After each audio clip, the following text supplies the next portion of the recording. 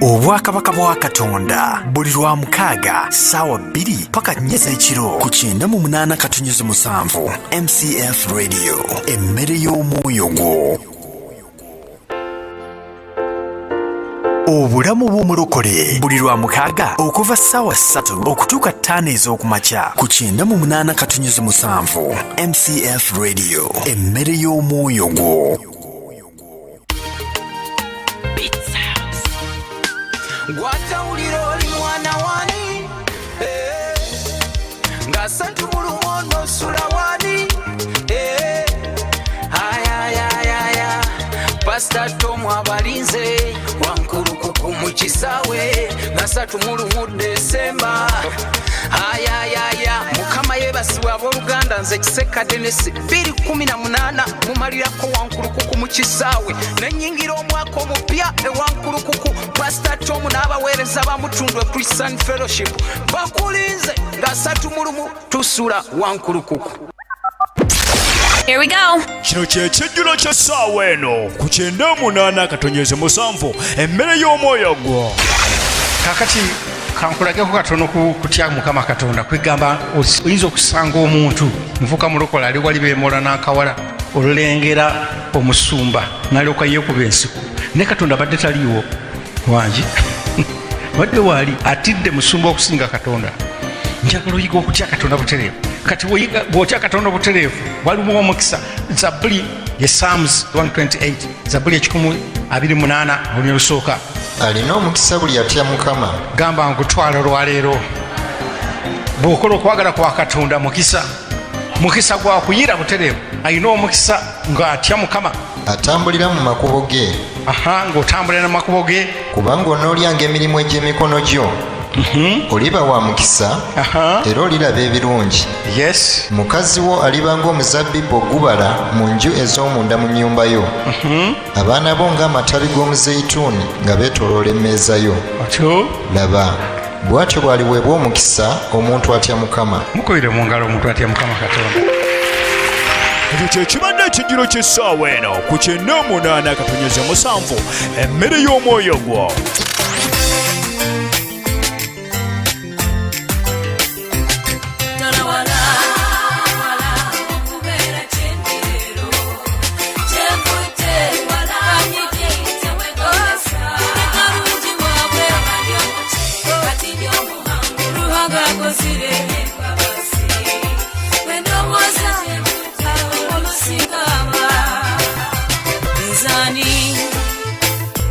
Okunjagala banja bayise wempisi nga bali eyo mu byalo banji bafa abamu basirana wendowooza gye mbudde oluusi nkaba okusoma kwange tekwali kwangu maama yafuba nnyo nsobola okusoma ente twazitunda nsobola okusoma ntambula mayiro 8 ntuuke ku ssomero ebigere byannuma era ne bizimba nga ndi bwamu bweti zine engatto nazambala maze kukula endowooza gye nvudde oluusi nkaba sijjukira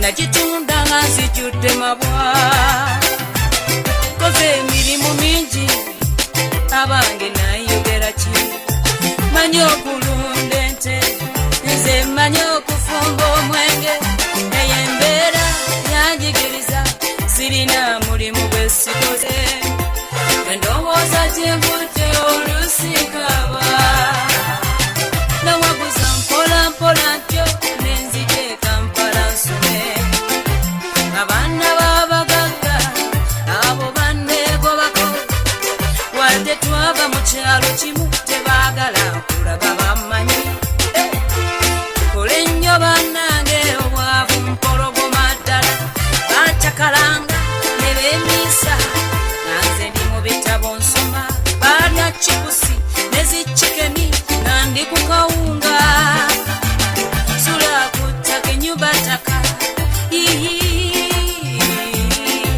bwezijjukira ebiro ebyo abange ngaba wala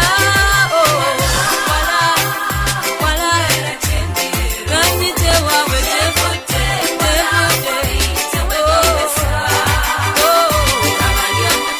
kabanja omuce wekawooza gyevudde nenkolako wano nenkolako wali nsobola okubaawo wano mu Kampala awatali maama jjajja awatali ssenga teryayagala nakumanya Katonda mwene abange yammanya lwali lumu nalaba omuwala nga mulungi okwetegereza yali sisita wa mukwano gwange nasenguka amangu nenva wabi nenfuna akayumba nga si kalungi naye wakiringa kalimu seminti namwogereza nanzikiriza era kati ofumba mama w'abaana bange nnyabo kimanye wagala n'omutima gwange tewali wansi w'ennyumba nyaba kusinga nange mwami kimanye okuva lwe nakufuna nafuna eddembe webala okunjagala webala owesigwa ondyagadde wamu n'abaana baffe kanyite natwine kati sebo webale ennyonyi tuzirinnye amayumba okasimbye endowooza gye tufudde olusikaba tedi wange jemusi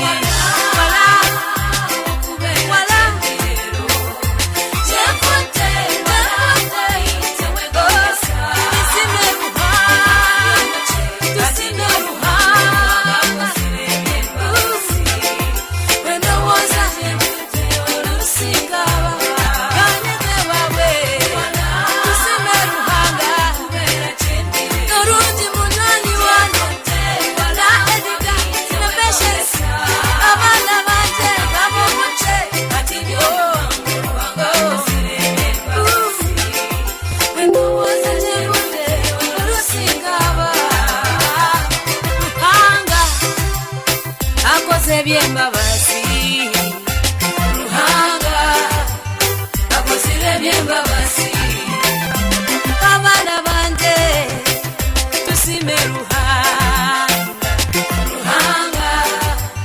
akozire ebyembabazi kyemusikanyidde nga munywanyi wanje karungi Ruhanga akozire ebyembabazi abaana banje Endiga na Patience Ruhanga balinde Ruhanga akozire ebyembabazi abishemwe tusime Ruhanga akozire ebyembabazi obusinge bube ninywe obusinge wa Ruhanga akozire ebyembabazi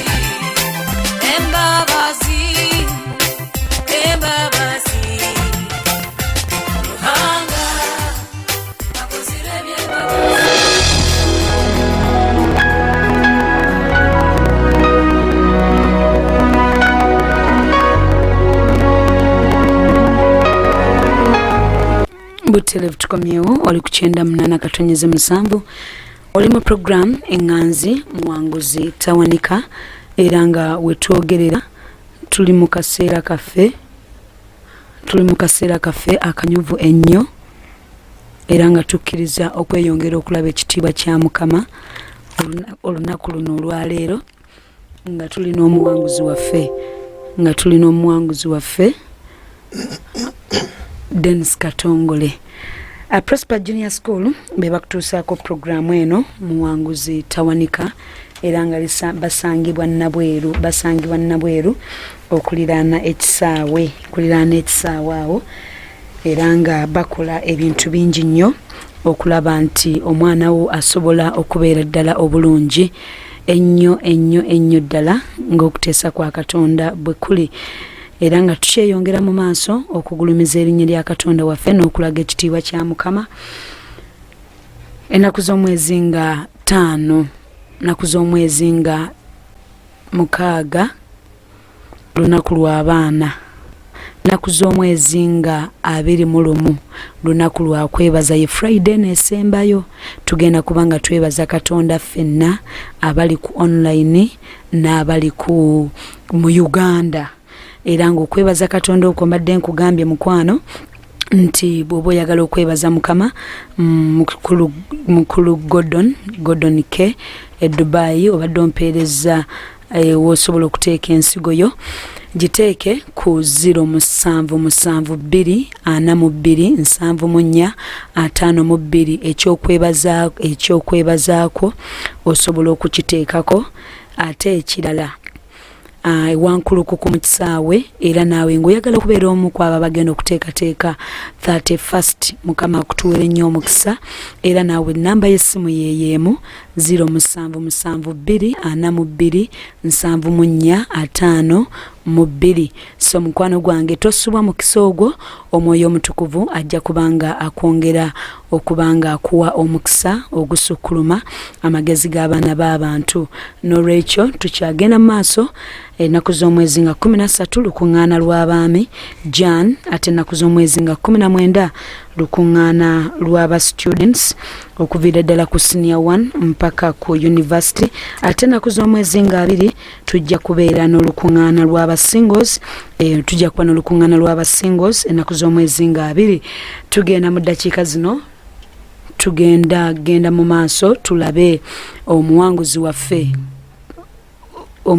waffe Mwami Katongole Dennis olwaleero celebrating atya, olwaleero ajaguza atya, yeebaza atya Katonda, kikyasobola okugamba ba mikwano gye olwaleero be yalekayo mu nsi Mukama kyasobola okuba nga atuukiriza mu bulamu bwabwe. Mwami Katongole katugende mu maaso. Neza nnyo mwanyinaze. Mukama akuwa omukisa.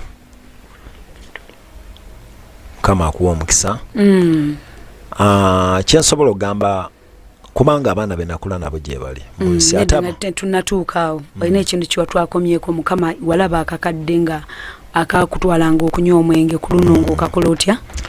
Kati mwe mmala okumanya engeri namanya nti mu kuwangula emizimu mwoyo gwange gwe gulwana. Sonyiwa Katonda. Namanya mukungula emizimu omwe gwange gwe gulwana si mubiri. Kati olwo nempanyisa embala y'omwoyo ku mbala y'omubiri. Kati nemmanya nti Yesu mwoyo nange ndi mwoyo. Omanyi musumba atera osomesa musumba Tomu n'agamba nti omubbi singa abajja okubba nga tomanyi waayita kubba. Ebiseera bisinga asobola okubba mpaka lwakoowa. Kati nensooka mmanya nensaba Katonda n'ayambaza n'anjigiriza olutalo okusiiba okwambaza amaanyi kubanga saagala kugamba nti omukadde yajja ne mukuba bwe nti nga sikubulidde bye nakozesa. Nenyimirira mu kigambo kya Katonda. Nalinga nga sisoma Bayibuli nga ndi mulokole nisoma Bayibuli nga osobola mu service nenkulaminga mu bibiri nti kyawandiikibwa omubbi tajja wabula okubba okutana okuziba oba nenkulaminga nti teri kyakulwanyisa kinaaweesebwa omubiri ekinaaweesebwa eri obulamu bwange ekinaalaba omukisa. Naye nga ate ekyamateeka 28 egamba nti bwe munaanyikiranga okuwulira eddoboozi lya Mukama Katonda wammwe ne mukola bino nabagamba naabanga n'omukisa mukibuga. Kati nemmanya nti obuwanguzi bwa Kristo oba amaanyi ga Katonda okulwana mu bulamu bwaffe tuwanguza entalo kisinziira ku musingi Katonda gwabazimbye mu bulamu bwo. Kati omusingi gy'emyoyo gyaffe gye girwana. Kubanga Musumba atera osomesa n'agamba olutalo tuli wakati wa Katonda ne Sitaani. Olutalo luli wakati wa myoyo gyaffe na Sitaani. Katonda akozesa kanisa okulwanyisa Sitaani ne Sitaani akozesa mizimu okulwanyisa kanisa. Kati bwe namanya n'ensiiba mu process eyo nzize wano ndi mulwadde nsumuluddwa mu busungu, nsumuluddwa mu bukaawu, nsumuluddwa mu malala. Mukama ebisinga obungi abintaguluddeko ng'okusaasira ku bwe kuli. Amen. Omuntu bw'anatandika okugamba kati omanyi ky'oba okola njagala ofuuke mukwano gwange. Nenfuuka mukwano gwe. Namwagala wadde yandeeta neeraliikiridde. Ne bwe ntuuka mu kanisa n'azimba bw'amala okuntikkulako kweraliikira n'ennaku n'aŋŋamba njagala ofuuke mukwano gwange. Ne mugamba Mukama ndi mukwano gwe n'aŋŋamba kati njagala owulire okuyita mu baweereza abajjanga ne baweereza ku kituuti.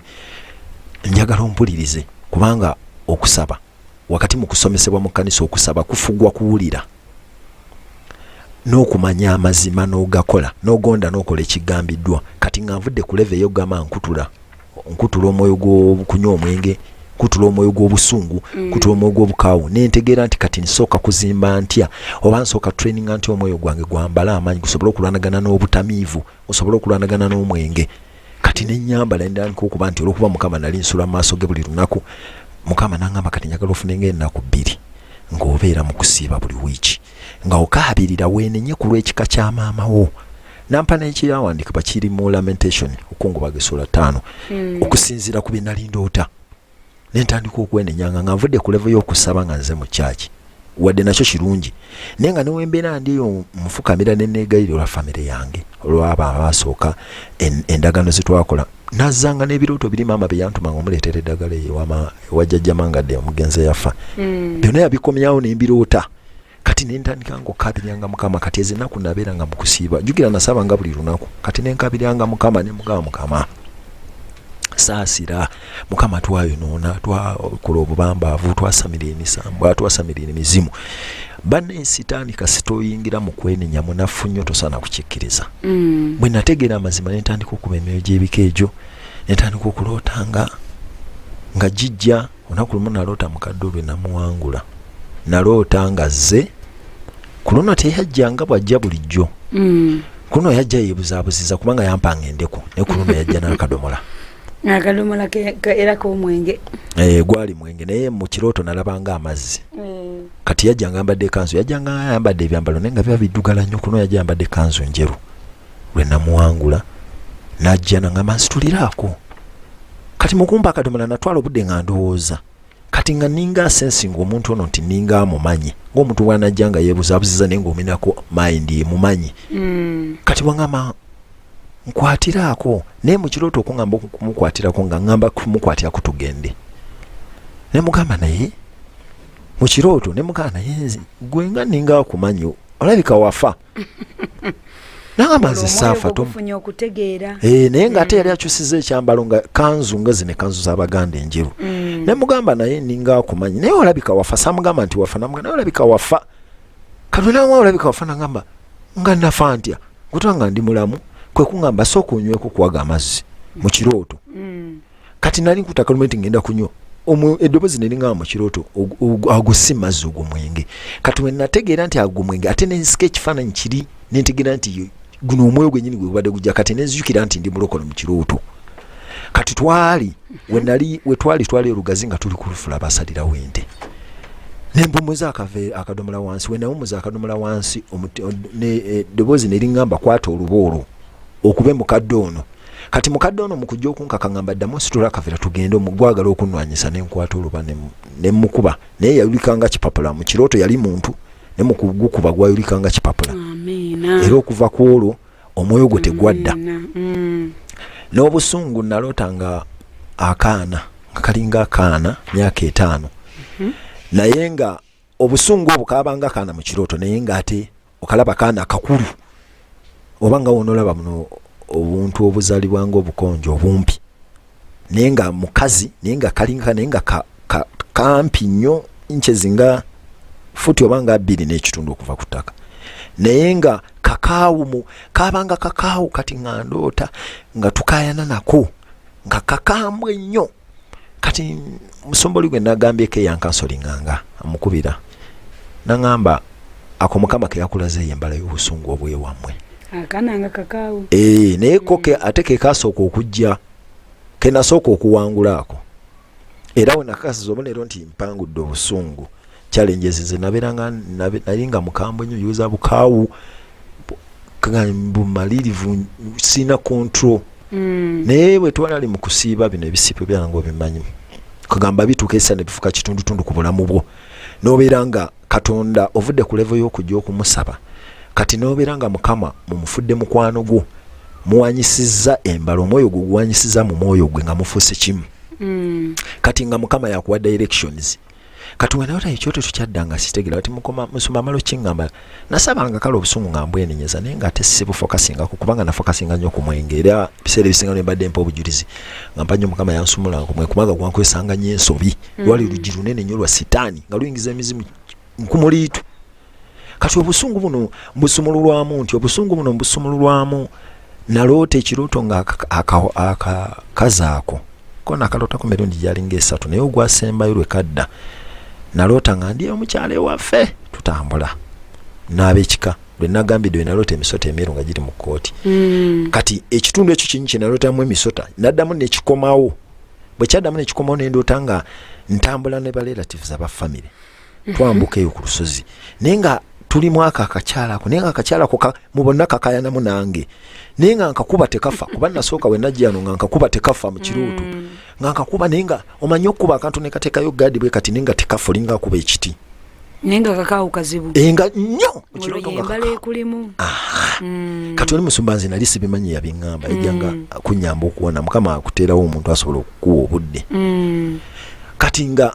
katekafa nga kapa kakaawu nnyo situva mu kirooto nga tuyombagana nakole nga tetukkanyiza ate nga nkakuba nga sikasobola naye nga kampi nnyo kali wansi kati nga omusomo naŋŋamba yembala yekulimu eyo teyaŋŋamba mbala yaŋŋamba akantu kakiikirira obusungu obukulimu obwo busungu bwewammwe kati nensaba nga kati Mukama nga bwe gavumenti yajjanga directing kati sabira kino kati weninye general nenenyanga lumu nga nenenywa buli mbala yonna ya family bukojja newa taata naye ate waliwo etwatuka ku level ng'oyambuse mu nsi eyo Mukama kati kino kati tukuba kino netukuba kati natuka ku level wangula obusungu nasaba twali mu kusiiba kwali kwa naku 5 kubanga wiiki enjijukira twasiibanga syndicate kati nasulano mu kusaba nga bwe empisa yange bweri kati wakati nakimanyira kyafuuka kituntundu ku bulamu bwange nensaba nendoota nga nzize eri mukyala kazaako kennyini nga ndoota ngenda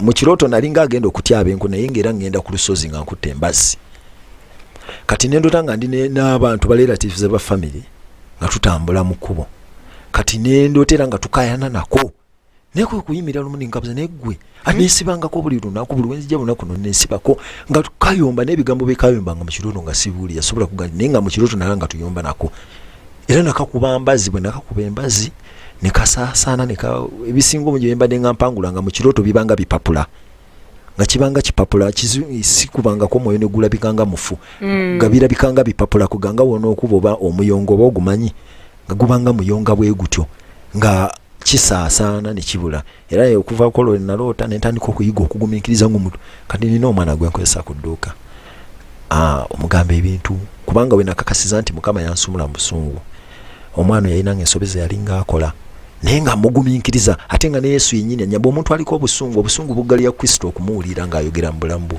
naye olw'okuba Mukama yali abunsumuluddemu ne ntandika ng'omugumiikiriza ate nga n'amafuta ag'amusumba gwe tuweereza wamu naye ne Katonda Katonda aleeta test ng'aleeta test naye test era n'oziyita yaleeta test enzibu nga zikwataganamu ku ssente omwana akozeseza ssente ate n'omugamba n'addamu bubi n'akuddamu bubi naye ng'oluusi Mukama n'ampa ekisa ekyokusirika era n'agamba omwana nemugamba naye gwe nkubule weebaze Katonda okoze nange ku mirembe nnyo na singa ombadde luli namugamba okoze nange ku mirembe omwana omu naye ate yamala n'alokoka mbambi mwana mulyanga enjiri nga sinnaba kusumula bulungi nga tasobola kulokoka ne bwe namala okunkozesa Mukama ebintu ebyo n'okyuka naye mu magezi gange sobola kugamba nsinze nabikola nze nange simanyi ekyakitingawo twebaza Katonda ine ekintu kyoyogedde nti si kwogera bwogezi naye buli ekifuga omuntu kibeera spiritual ti bw'owangula akali akakutwalanga okunywa omwenge ennyota y'omwenge neggwawo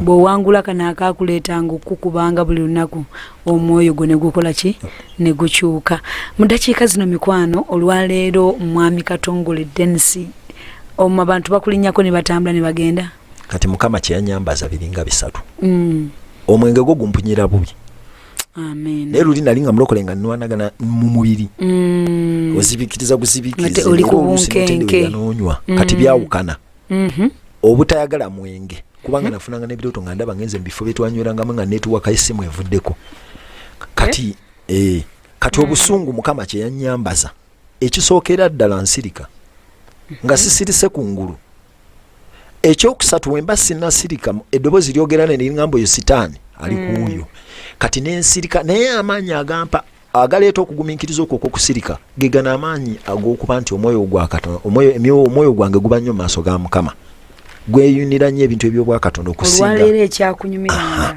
olwaleero kikufuukidde kibi mikwana abalungi akaseera kaffe akamasimu kaako ko katuukidde ddala naye mukulu Katongole twebaza Katonda nti abaakumanya nno bangi gweyinza okuba nga wali teweeraba naye abantu babano bali bweru bagamba bw'obanga walokoka nabo bagendako aliwo agambye nti omwami wange wabanga Katongole yakomawo nange Mukama omwami wange agenda mumukomyawo mikwana abalungi ebintu nno bwebityo ebitambula naye mu ddakiika zino munzikirize ngenda kubanga muwummuzaamu katini tugendeko mu bulango bwa bakama baffe ate tujja kubanga tukomawo mu kaseera kano akaddako mu linnya lya Mukama waffe Yesu amina. Owuliriza 98 Katonyeza musanvu MCF Radio emmere y'omwoyo gwo. Mukama yebazibwa oluganda musumba Tomugerwa emutundo wano ku St Fellowship kono jange abatuuliriza abali ebweru abali wano mu Uganda ambagaliza Christmas ennungi ey'ettendo tuleme kubanga tucelebratinga nga abansi bagenda celebratinga nga banywa omwenge balwana nga bakola effujjo lyonna n'olwekyo ffe tugenda kubanga tukuza amazaalibwa gano nga naffe tuzaalibwa buto mu Yesu Kristo tulaga ekitiibwa kya Mukama Katonda. Mukama abampeera omukisa mu Christmas eno ate n'omwaka ogujja gwabererwa ssanyu.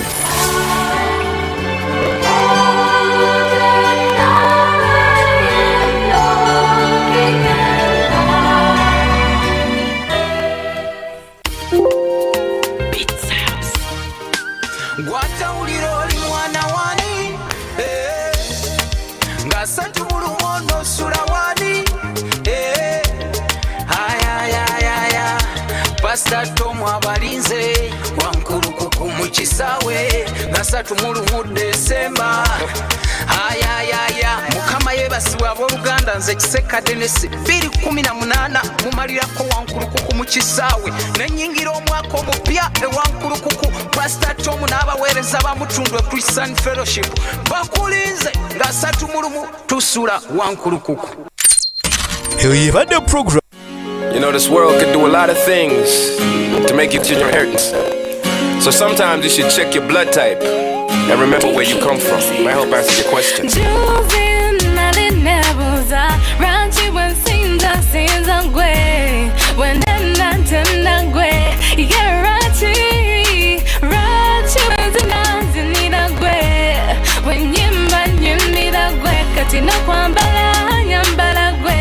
Why is that, Lord? I sat down and asked myself, why am I? 98 Katonyeza musanvu Kampala 96 Fort Portal 13 Katonyeza 9 Iganga MCF Radio emmere y'omwoyo gwo.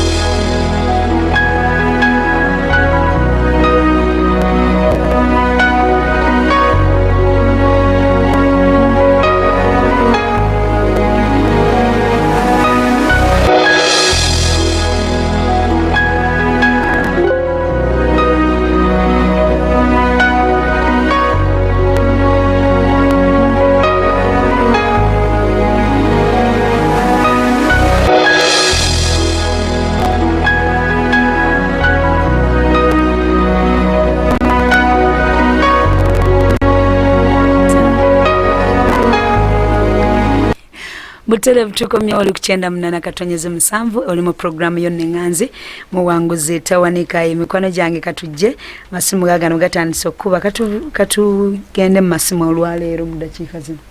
Hello. Hello.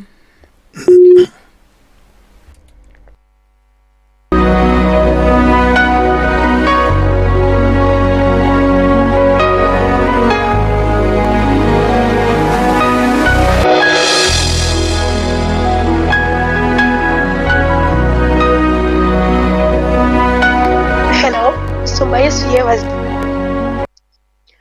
nze Irene okuva ekira kale mbadde kubanga mbuuza wena engeri gye wamukyalamu ng'ayogera ku ky'omukyala mukama gwe yali yamulaga nsoma nange mbadde nnembeera gyepita naye nga njagala kumanya ebyo birooto bye yafunanga eby'omukyala yali omukyala yali yeye oba byali biva wasitaani.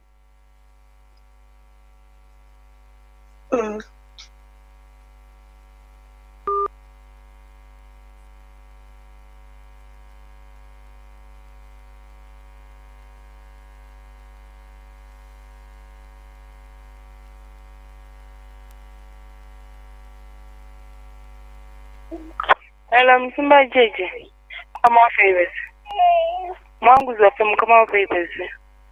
Nze nkubidde kwebaza mukwano mwebale kuwangula kuba nange bwenzijjukiddemu ebintu ebimu by'obadde onyumya ne neebaza Mukama Katonda okusobozesa okuwangula embeera eyo, which means n'abalala bonna nabo bajja kuwangula.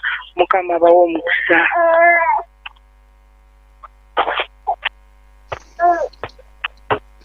Mukama yebazibwe.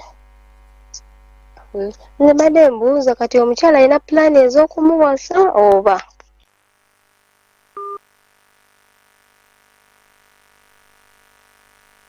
Tubuuze ebintu byayogeddeko olugendo olwo tujja kubanga tulufuna ng'amaze okufuna empeta. Hello? Hello? Yongeza ku ddoboozi mukwano. Bogerako ne gonzala kwebaza omuwanguzi waffe nti yebale kuwangula. Nyongeza ku ddoboozi.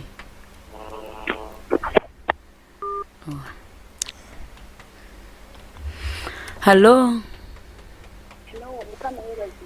Hello? Hello? Tukuwulira taata, nyongeza ku ddoboozi lyo. Aweebwa ekitiibwa ssebo. Hello? Tukuwulira maama. Mukama yebazibwe musumba. Aweebwa ekitiibwa maama. Mukama yebazibwe muwanguzi waffe. Amiina mukwano. Mukama yebazibwe. Nange twebaza ekisa kya Katonda ekimusobozesa. Hello? Hello? Tukuwulira? Ngenda basaba mikwano gwe yogera ffe tuba tukuwulira bulungi ate bw'omaliriza bwe kibanga kiganye nga totuwulira osobola okuggyako essimu kasita omala okkuba essimu gwejjako ojja kubanga owulira nga tuddamu ansa zo awo nga oggyeko.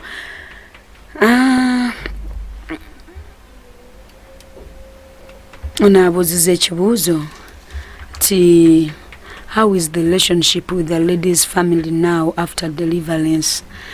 Enkolagana yo ne family yali mukyalawo eri etya kaakati.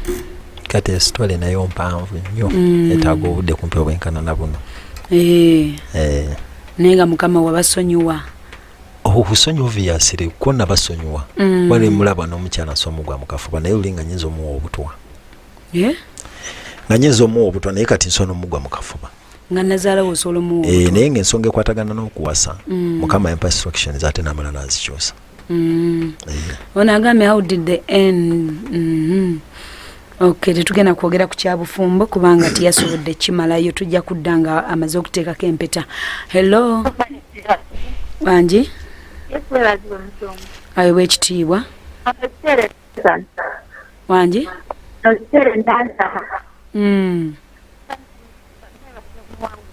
Tukuwulira maama, nze nkuwulira. Radio gijjeeko maama. Sorry, radio mukwano jajjijjako tusobola okugenda mu maaso. Hello? Hello? Wangi? Mukama yebazibwe musumba. Eyimusa ku ddoboozi. bannange yeebazibwa Yesu omuwanguzi waffe. Aweebwa ekitiibwa.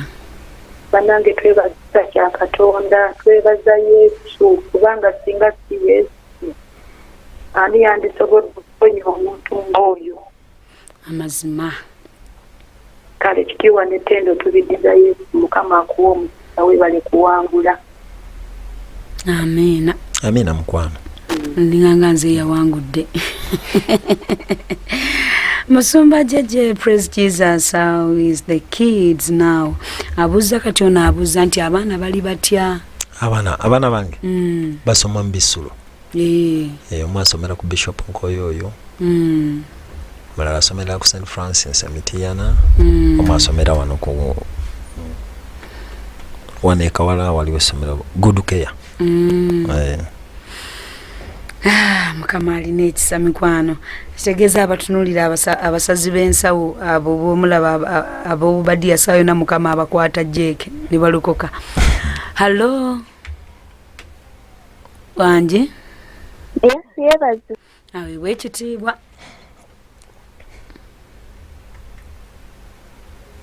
Ye mukwano yeebazibwe. Amiina. Mukwano bannange Yesu yeebale kuwanguza muwanguzi waffe. Amiina, Mukama akuwa omukisa.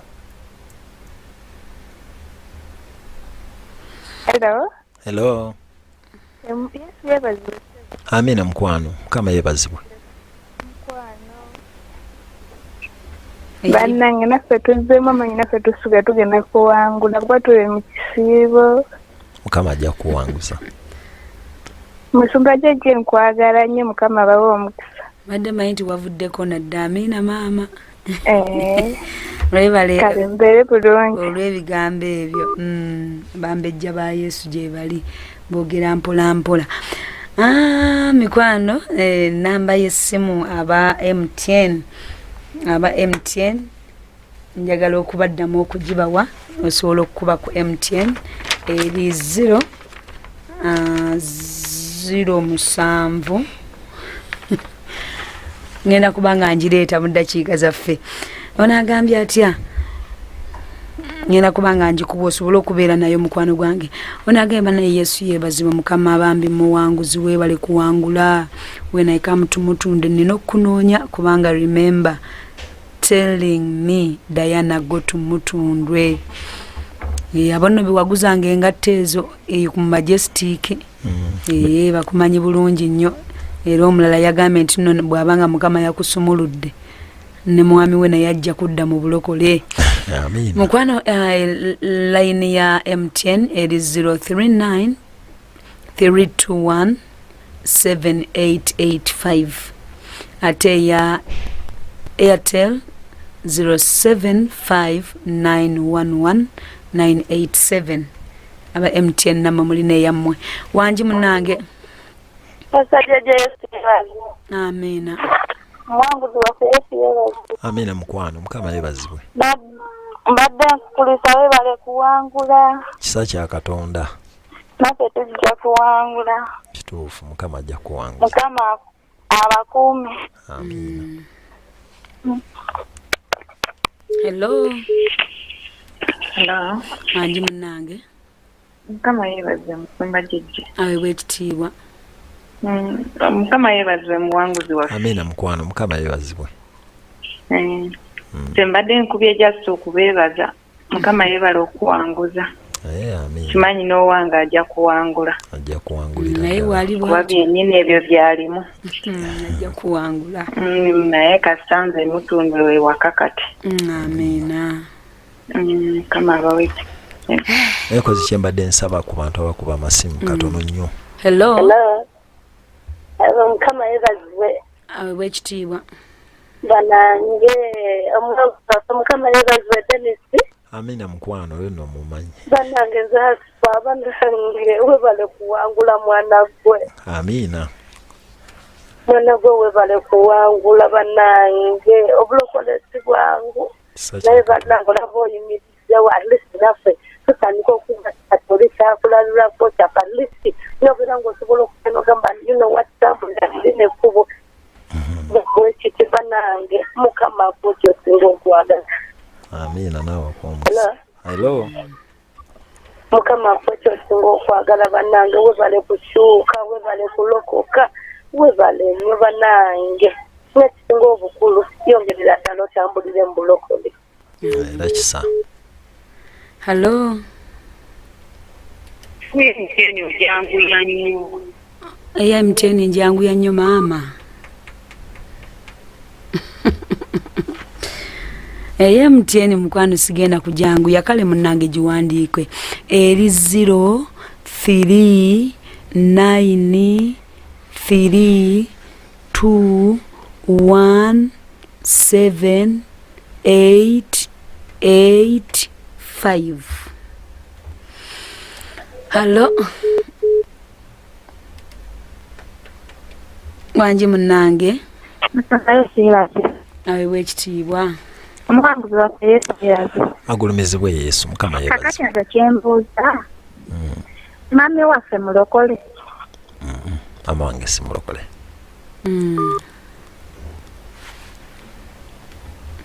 Wanji munnange. Yesu yebaze nyabo. Awe wekitiibwa. Mbadde mbuuza omwami oyo. How is the relationship with the mothers of his children? Which mother? The mother of yali abanyazaala bamaama kuba. Kati anti family erimu neetwayawukana nga si birungi. Kati okusonyiwa omuntu kirala kubanga tesibeera nabo. Kati omuwala yetunyumya bulungi bwe bamusanze tewali buzibu. Era namugamba ndabira maama mutumidde. Naye naŋŋambako lumu kugamba ekisinga obukulu gwe mutima gwo. Gwe mutima gwange n'ekyokubiri ye namubulya buli kimu Katonda bye yali aŋŋambye mugambe n'abinyooma. Kati ndowooza alinga aliwo naga nti yatya munnange omuntu biro naye binaatuuka. Kati ate nze nange Hello. nga ndi wansi w'okugonda kwa Katonda. Yesu yeebazibwe. Ayo bwekitiibwa. Omwanguzi waffe Yesu yeebazibwe. Amina ssebo. Nebaza yeebale mukama mumuwanguzi oyo. Amina mukama akuwa omukisa. Nabbe bakubiddwe nze babuuzaako. Tweyanziza ssebo. Hello. Hello. Wanji. Mukama yebaze Pastor Jeje. Ayo bwekitiibwa. Mukama yebaze omuwanguzi waffe. Amina ssebo. Yesu yeebazibwe. Kulikayo bannange yeebale kuwangula. Kisa kya Katonda. Ate akyampanguza. Nze kyensaba Katonda kunywereze mu buwanguzi obwo otuuke okuyingira mu ggulu ng'oli mu buwanguzi. Mukama akuwa omukisa. Amina ssebo naawe akuwa omukisa. Amina. Hello. Hello, musumba mukama yeebazibwe. Awe bwekitiibwa. Muwanguzi waffe yeebale kuwangula kakati nze kyensaba atuwe ku byawandiikibwa byamuyamba okuyitamu. Kale.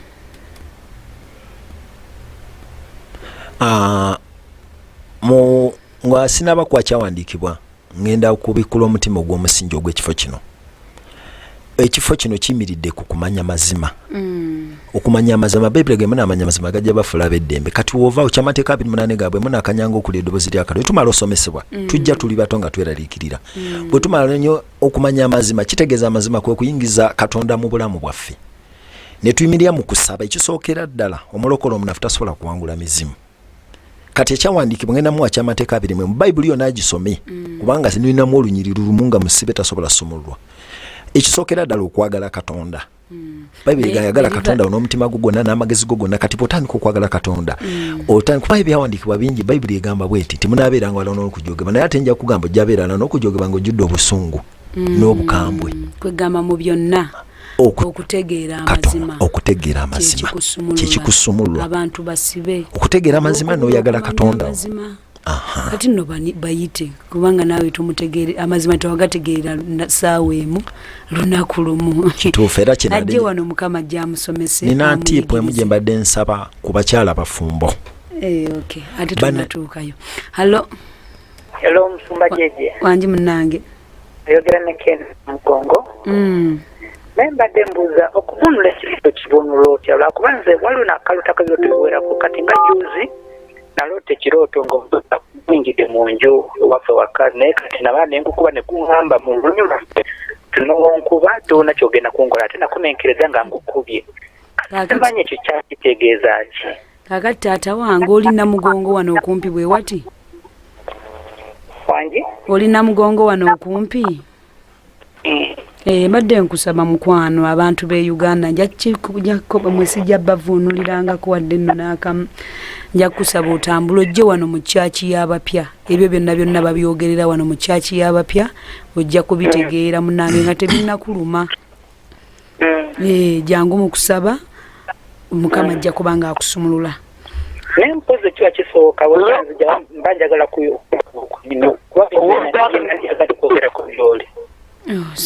ebyo byonna babisomesa mu kyaki y'abapya misota gyonna ojja gisangayo. Hallo? Hallo? Wanguzi waffe Yesu yeebazibwe bannange Yesu yalyokana. Amiina.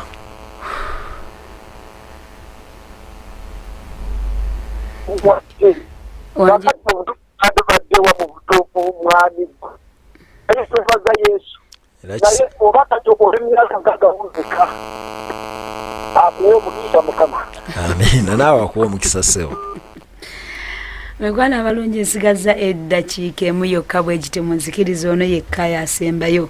Hallo? Nsoma kiki Mukama yeebazibwe. Bwe kitiibwa. Omuwanguzi waffe Mukama yeebazibwe. Yesu yeebazibwe. Amiina. Nze mbuuza wali ozzeeyo. Mbasabira airtime abeere ku mikwano. Hello. Nze mbuuza wali ozzeeyoko omugezi mwalinga mukubira amatatu n'obabuulira enjiri. Of course Yesu yaŋŋamba mbuli enji Katonda ng'akujja e Misiri akwambaza embala ye n'endowooza ye n'otegeera nga ye. Waddayo kuno babuulira ku mbuulira enjiri buli lunaku. Bali ab'omu ghetto n'obabuulira. Bonna mbabuulira n'abalala bonna mbabuulira buli muvubuka mubuulira enjiri. Ansemberera gwe mbuulira. Gwe tobatuukiriza. Siba na budde nti luno bwe mbulyamu enjiri gwe budde bonna bwe nsemberera omuntu nkubulya buliza enjiri. Amiina. Mikwana abalungi manya amasimu gabadde gakyali mangi ebibuuzo bibadde bikyali bingi naye akadde kaffe munnange keeko. Ate sobola kakasazaamu kubanga ate omusumba ssaawa zino yeetegese okubanga ate atuliisa ekigambo live service egenda kubanga etuuka zino essaawa. Munzikirize tukomekereze wano era njagala oteeke naawe emikono gyo mu kifuba Katonda asobola okusaasira naawe osobola okuyimirawo omukyala gwe ku lw'omwana waayo noonese naawe omukyala osobola okuyimirawo ku mwana gwo kubazaala betingi wuuyo mu kunywa enjaga naye Katonda asobola omukyusa. Njagala tuyimire mu tuli empaka Mukama lwanamuleeta mu deliverance amusumulule gamba nti ayi Mukama olunaku olwaleero nkwebaza gwakikoledde Denisi nange ogenda kinkolera naye omutima gwange nsalawo okukuwa n'akamwa kange nsalawo okwatula nti Yesu gwe mulokozi wange era wafa n'ozuukira olwaleero kyenva njatula n'akamwa kange nti ndokose gy'amannya gange mu kitabo eky'okufa owandiika amannya gange mu kitabo eky'obulamu oli bw'oyita abalonde bo mbeera omukwabo weebale Mukama kubanga ondokodde. Amiina. Kale mu ddakiika emu yokka tusabire kusaala. Nsabe. Katonda omulungi w'ekisa nkwebaza bwe Katonda ajja emmere kasasiro n'ogitwala mu Serena n'ogiwa baminisita ne bagirya nga musumba bw'atusomesa. Bayibuli egamba watumanya nga tetunnazaalibwa n'otulonda okuva mu mbuto z'abanyaffe Mukama. Ibulayimu ava mu famire ya kitaawe nga musamize naye wamumanya n'omugamba ave mu nsi agende mu nsi gy'onoomulaga. Kitegeeza mu bulamu bw'omwana w'omuntu Mukama watuyita ng'olina olugendo lwaffe mu ngalo zo. Kristo nkwebaza olw'ebyo bye njogedde ku mpewo wano sigabadde maanyi gange wadde abantu bankubidde amasimu ne bagamba nti weebale kuwangula naye ggwe Katonda eyaluka olukwe luno olw'ekigendererwa kyo obujulizi buno busumulula abawuliza. Katonda ow'amaanyi w'ekisa gwe yansumulula nsabira buli muntu awulira ali eyo Mukama n'abakyala abafumbo okubambaza amagezi n'okwegayira okumya mu bifo okwegayira ku lwabo babba baabwe abatawanya n'abaana baabwe Mukama nga nsaba ekisa kya Katonda g'amaanyi n'entalo ze wagula okusambulamu bwange ne zinsika ne zindeeta maaso go Mukama nsaba otugolokose entalo ezo eri abo abagadde amatwa ag'omwoyo nga tebakuwulira Mukama bambaze obuvumu bambaze obumalirivu n'amaanyi Mukama ababuzeeko emirembe obaleete mu kifo kino okusomesebwa kubanga Mukama teri awangula nga tategedde mazima. Kristo mponga obujulizi buno mu ndagaano y'omusaayi gwa Yesu Mukama era nga numbagana buli maanyi gonna Mukama agalumbagana obulamu bwaffe counter attack ne backfire emiyo gy'endwadde embi accident egizikiriza abantu mukama byonna mbigaana mbiteeka ku njegere z'omusaayi gwa Yesu era twewunga mu ndagaano y'omusaayi gwa Yesu twaniriza omwoyo mutukuvu afuge ayongere otukozesa mukama tuulamu ffe tufuule ebibi ebiramu mukama tufulumemu ensuula ez'obulamu mukama ng'omububi yatukozesanga ne tuvaamu ensuula ez'amagombe mukama tufuule eggulu lifuke ensuula ez'obulamu eri obulamu bwaffe n'obuweereza bwe watuyitira mukama olina ensonga lwaki watuyita lwaki onsumuludde waliwo obuweereza obuli munda mu nze mukama nsaba omukono gwo gw'amaanyi gumpalwe gunsendesende paka mu buwanguzi bwo mu linnya erya Yesu Kristo omwana Katonda olamu. Mikwana abalungi twagala kwebaza Katonda tubaaniriza mu kusaba n'okusiba kugenda maaso tukomekereza ku Friday mukama bampere nnyo omukisa nsigadde ndi Juliet Juko God bless you ne Winnie producer mukama amumpere omukisa wamu n'omuwanguzi waffe Mwami Katongole Dennis God bless you.